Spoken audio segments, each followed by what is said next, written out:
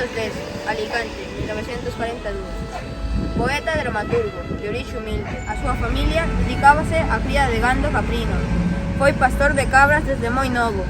Debido á súa boa reputación polas publicacións, invítano a Madrid. Alí colabora coas misións pedagóxicas.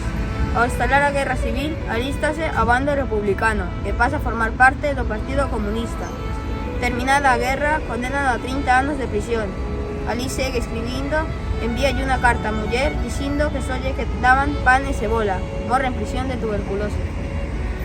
Nana de la cebolla, de Miguel Hernández. La cebolla es escarcha, cerrada y pobre, escarcha de tus días y de mis noches, hambre y cebolla, hielo negro y escarcha grande y redonda. En la cuna del hambre mi niño estaba, con sangre del azúcar, cebolla y hambre. Una mujer morena resuelta en luna, se derrama hilo a hilo sobre la cuna.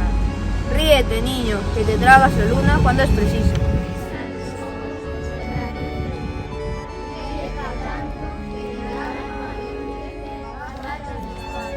Tu risa me hace libre, me pone alas, soledades me quita, cárcel me arranca, boca que vuela, corazón que en tus labios relampaguea.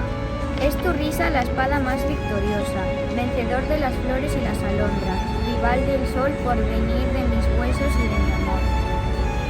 La carne de otoño, sucio del bárbaro, y el niño como nunca con el agua.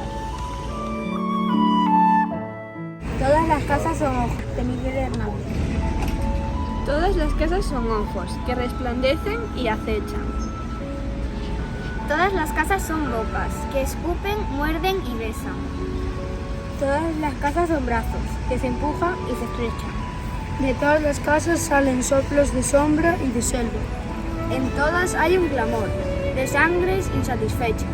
Y a un grito, todas las casas se asaltan y se despueblan.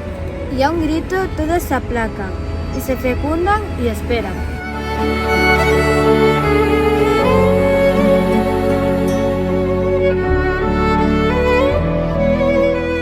Menos tu vientre, de Miguel Hernández. Menos tu vientre, todo es confuso. Menos tu vientre, todo es futuro. Fugaz, pasado, baldío, turbio. Menos tu vientre, todo es oculto. Menos tu vientre, todo inseguro, todo postrero, polvo sin mundo. Menos tu vientre, todo es oscuro. Menos tu vientre, claro y profundo.